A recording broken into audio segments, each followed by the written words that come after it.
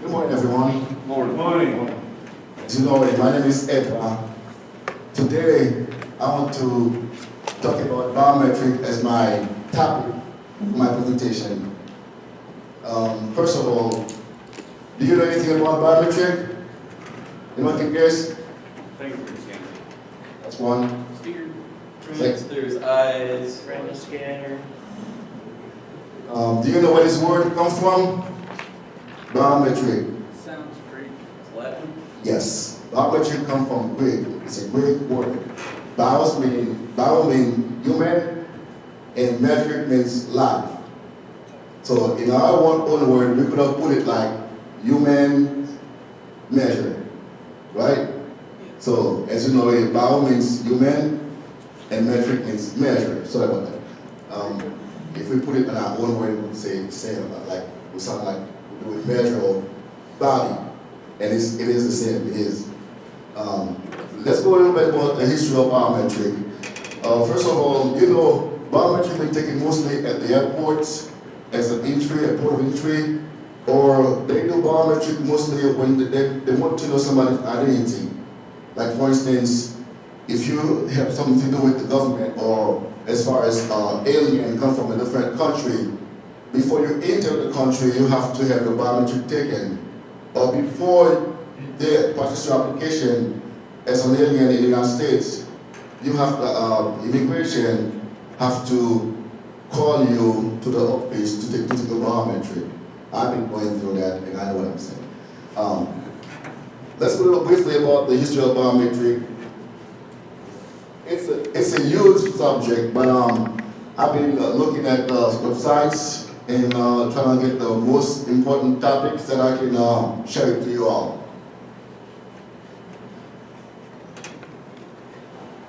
Okay. Fingerprints have been used as a means of positively identifying people for many years. Here's a brief history of science of fingerprints. In 1858, Sir William Herschel, British administrator, in district in India, requires fingerprint and signature on several contracts. You know, they have to have a fingerprint to do or what they want to do so they can get people's identity to keep track of people that life. In 1880, Dr. Henry Fold, a Scottish doctor in Tokyo, Japan, published an article in the scientific journal Nature, in which he discussed fingerprints as a means of personal identification and the use of fingerprints ink as a method for obtaining such fingerprints. In 1891, John Versace, I'm not sure I know how to pronounce this, sound like it different. A Argentine police officer initiated the fingerprints of criminals. First case used was the Roger homicide in 1892. In 1882, Alphonse Bertillon, a French anthropologist, devised the method of body human measures to reduce the formula used to classify individuals. Bertillon's formula involved taking the measurement of person body parts and recording this measurement on a card. This method of classifying and identifying people become known as the Bertillon system. Now, Bertillon, he was also a police officer in France back in the day. Then he was the one that first proceeded to make sure that he get this, sure. I'm going to show you a little video on fingerprints, mostly at the airport and the development, how they do it, so you will have an idea what I'm talking about.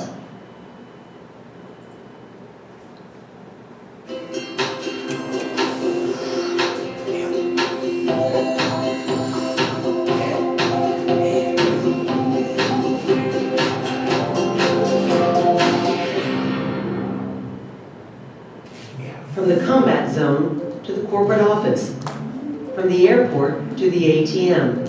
Knowing who's really who is a big security concern.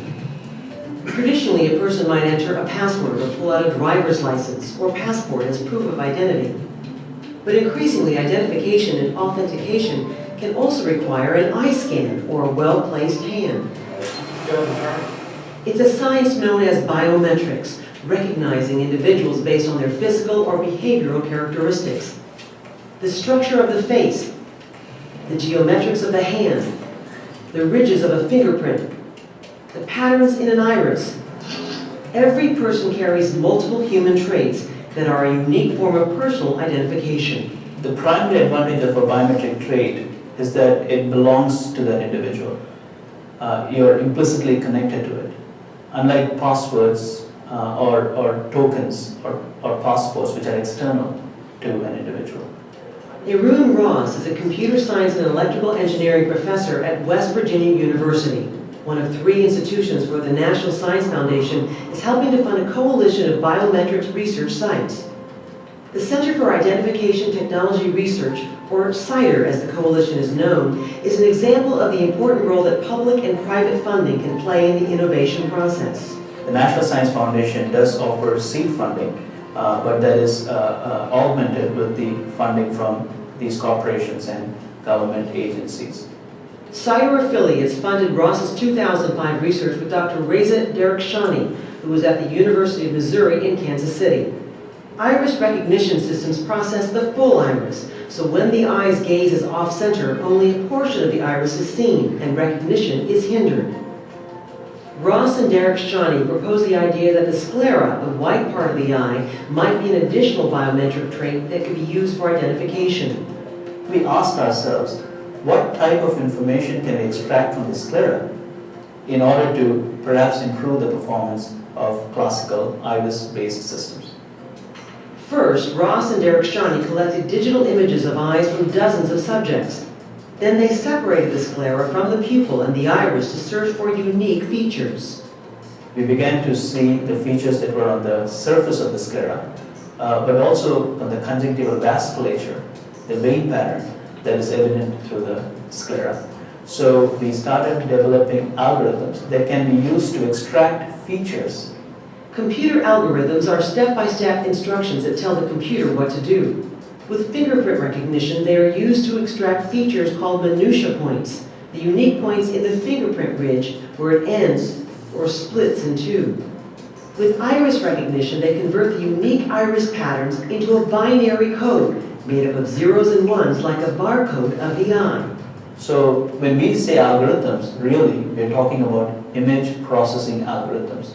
Algorithms that the computer program can use in order to extract features that can subsequently be used for matching purposes. With sclera recognition, the algorithms extract features from the sclera surface and vein patterns. As they hope, the sclera proved to be useful in identification. Blood vessels, like fingerprints, remain stable throughout life. The computer program was able to compare and match this information. We began to notice that the similarity between 2 images of the same person was much more than between 2 different individuals. With the university's help, Ross and Derkshani filed for a patent, which was granted by the United States Patent and Trademark Office in 2008. Simona Crihelmeano, a research associate on Ross's team, based her own research on the patent, developing different ways to extract and match features found in the sclera. I think she has really contributed in taking this research to the next level by developing new algorithms for feature extraction and matching, as well as the possibility of combining the iris with the sclera. The research also caught the attention of a commercial venture, iVerify, which has licensed the patent for mobile applications. We have to keep moving forward, looking at new ways to solve old problems, because what was unsolvable a few decades ago might be solvable now. Solving old problems takes innovative thinking, and because of dedicated funding, researchers like Arun Ross have been able to work on new solutions with an eye toward the future.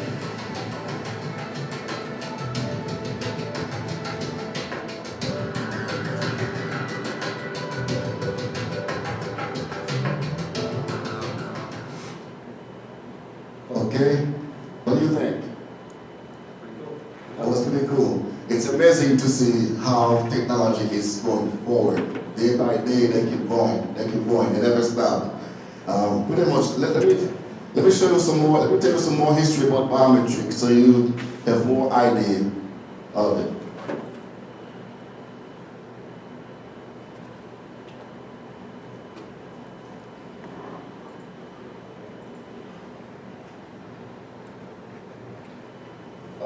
As we continue with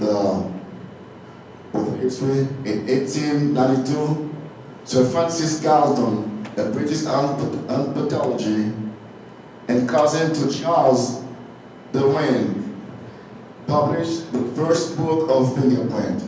In this book, Galton identified the individuality and uniqueness of fingerprints. The unique characteristic of fingerprints as identified by Galton will officially become known as miniature. However, there are sometimes still referring to as Galton details.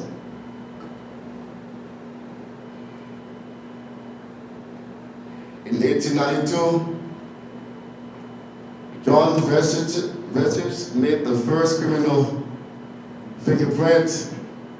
He was able to identify the print of a woman who murdered her 2 sons. Oh my gosh, this is really sad. And cut the throat, her own throat, in an attempt to place the blame on another person. Her bloody print was on the doorpost, proving her identity as a murderer. Can you imagine that a mother do that with 2 sons and she try to blame somebody else? In 1883, Mark Twain, in his book, Life on the Mississippi, a murderer was identified by the use of fingerprint identifications.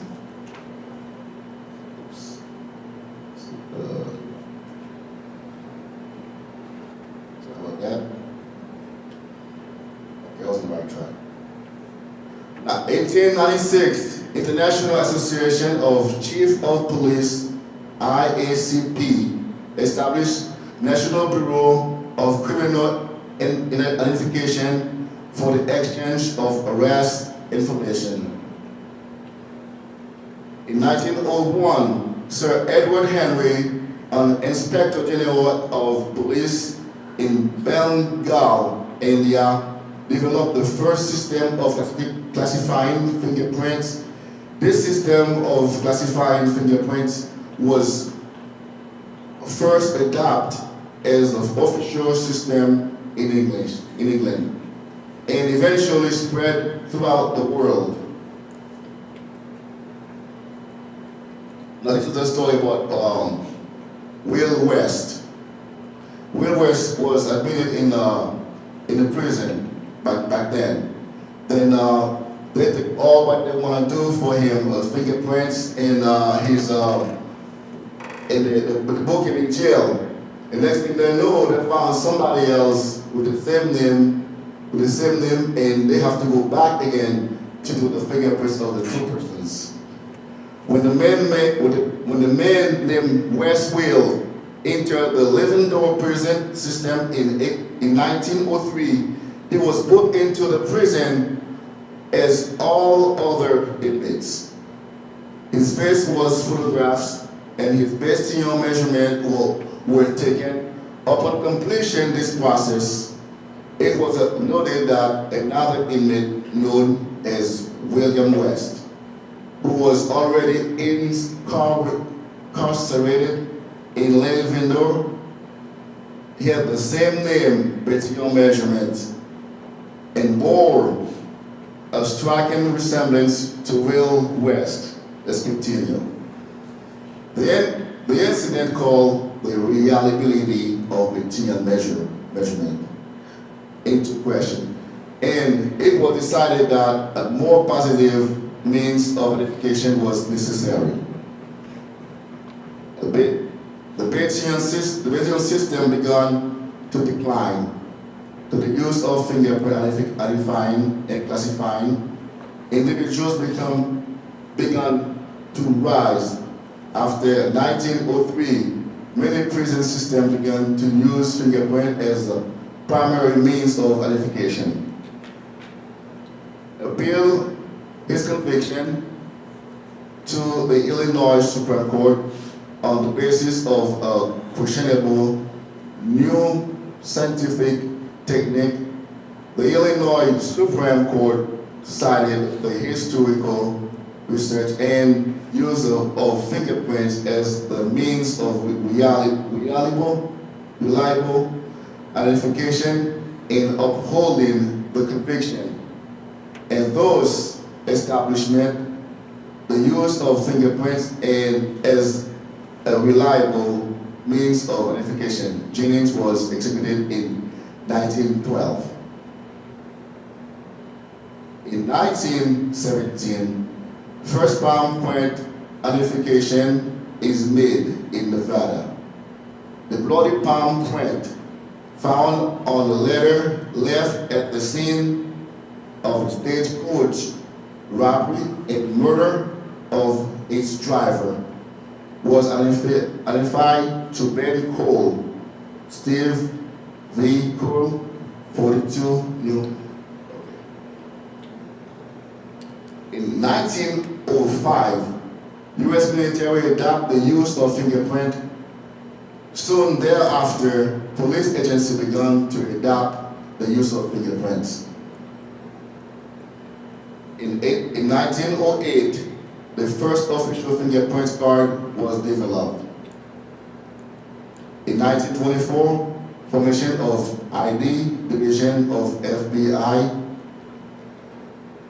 In 1980, first computer database of fingerprint was developed, which came to be known as the Automated Fingerprint Identification System, AFIS.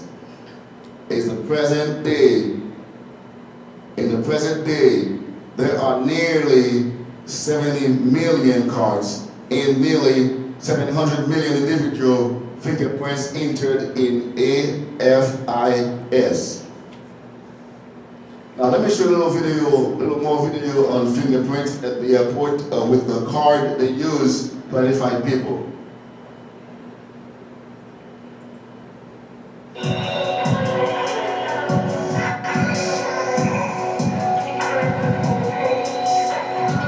Hi, we're at Denver International Airport, the latest airport to launch CLEAR, the Fast Pass for airport security. DIA has launched this program as part of a total queue management effort so that all of the passengers move through the security checkpoints faster here at the airport. CLEAR has partnered with Denver-based HSS to provide the CLEAR lines here at DIA. CLEAR members access a separate dedicated line to the security checkpoints. Across the country, the CLEAR lanes are marked by a blue backlit cube and our uniform attendants.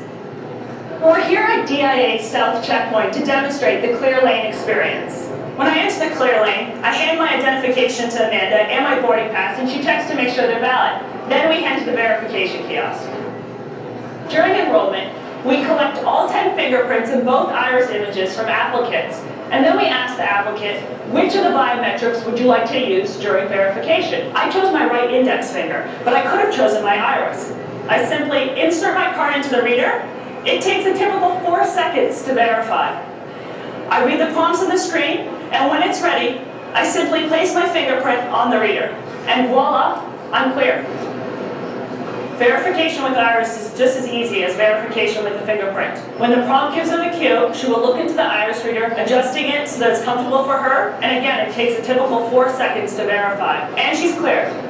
The kiosks that you see here today are first-generation verification kiosks. We're working on a variety of equipment to allow passengers to keep their suit jackets and their shoes on when they go through the checkpoint and their laptops in the bag, and generally to make the whole process go faster. Once I've been verified at the kiosk, I then head to the TSA screening area where I'd be greeted by the first of our 2 CLEAR concierges. The concierge helps to ensure that all CLEAR members remove cell phones, keys, and the like from their pockets, as well as providing bins and generally expediting the process. Once safely through the metal detector, the CLEAR member is met by a second concierge who helps her gather her things and get herself in order before she heads off to the gate. Recent studies have shown that concierges actually speed up the lanes by more than 30%, meaning even less time wasted for our members. So there you have it. It couldn't be any faster or any easier to get through airport security than with the CLEAR lane. We hope to see you in the CLEAR lane soon.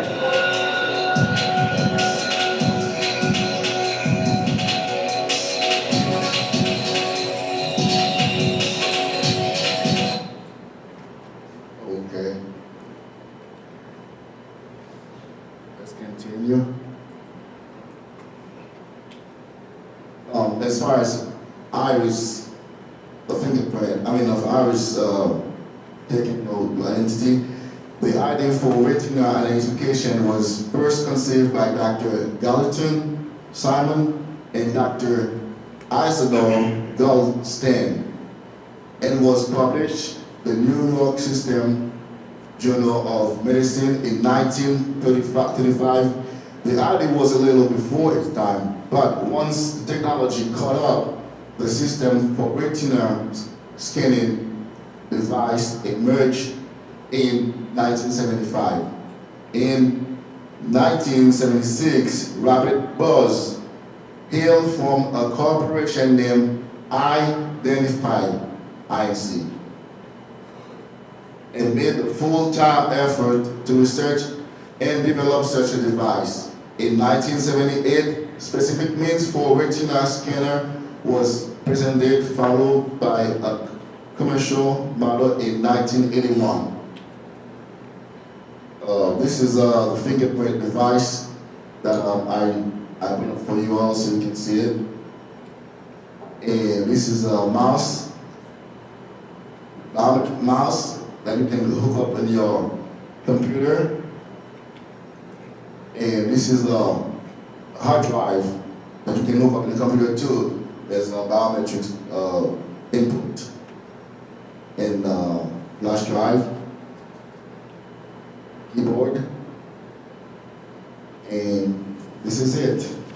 I thank you for your time and thank you for your effort. Thanks.